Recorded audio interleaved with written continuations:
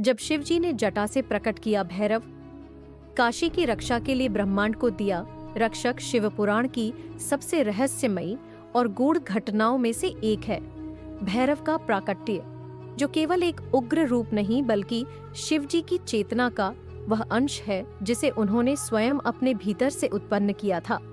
जब ब्रह्मांड को धर्म की रक्षा के लिए एक ऐसे योद्धा की आवश्यकता थी जो न केवल काल को नियंत्रित करे बल्कि अधर्म के हर स्वरूप का संहार कर सके।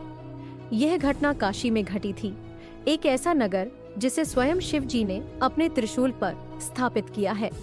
जब युगों युगों तक काशी एक आध्यात्मिक नगरी के रूप में विकसित हुई, तब वहां पर अविद्या, पाखंड और झूठे गुरुओं का विस्तार होने लगा।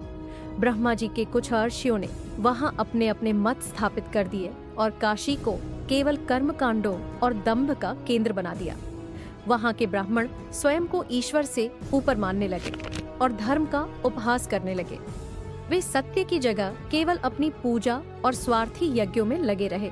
शिव जी, जो काशी के अधिपति हैं और जो हर युग में धर्म की रक्षा के लिए प्रकट होते हैं, यह सब देखकर मौन थे। परंतु यह मौन उनके भीतर एक ज्वाला की तरह था, जो समय आने पर प्रकट होनी ही थी। उन्होंने जब देखा कि अब धर्म केवल शब्दों तक सीमित रह गया है और ज्ञान के स्थान पर अहंकार ने स्थान ले लिया है, तब उन्होंने अपनी जटाओं को झटका दिया। उस झटके से उनकी एक जटा पृथ्वी पर गिरी और वहीं से भयंकर, उग्र और तेजस्वी रूप में काल भैरव प्रकट हुए। उनका स्वरूप भयावह था। शरीर पर भस्म, गले में खोपड़ियों की माला, हाथ में त्रिशूल और कपाल और आंखों में अग्नि की ज्वाला। उनके प्रकट होते ही काशी कांप उठी, आकाश में बिजली चमकने लगी और अधर्मी ब्राह्मण भयभीत होकर भागने लगे। भैरव कोई सामान्य रक्षक नहीं थे, वे शिव के उस रूप का प्रतिनिधित्व करते हैं जो धर्म की सीमाओं से परे है, जो हर छल, पाखंड और अज्ञानता का विनाश करता है। उन्होंने उन सभी आर्षियों को चेताया जिन्होंने धर्म को व्यापार बना दिया था। जो नहीं माने, उनका अहंकार उन्होंने समाप्त किया, न केवल शारीरिक रूप से बल्कि मानसिक और आत्मिक स्तर पर। काल भैरव ने यह सिद्ध किया कि काशी में केवल वही टिक सकता है जो सत्य के मार्ग पर हो, अन्यथा वह स्वयं नष्ट हो जाएगा। इस पूरे प्रकरण में सबसे रहस्यमयी बात यह रही कि भैरव न केवल अधर्म का अंत कर रहे थे बल्कि काशी की ऊर्जा को भी संतुलित कर रहे थे। उन्होंने नगर की सीमाओं को पार कर यह सुनिश्चित किया कि कोई भी पापी काशी से बाहर न भाग सके जब तक वह प्रायश्चित न कर ले। जब यह उग्रता अपने चरम पर पहुंची, तब स्वयं भगवान विष्णु और ब्रह्मा ने शिव जी से अनुरोध किया कि भैरव को रोकें, क्योंकि उनके क्रोध से ब्रह्मांड कांप रहा था। तब शिव जी प्रकट हुए और भैरव से कहा, तुम अब मेरे प्रतिनिधि बनकर काशी की रक्षा करो। कोई भी बिना तुम्हारी अनुमति के काशी से बाहर नहीं जाएगा और यही होगी मोक्ष की सच्ची परीक्षा।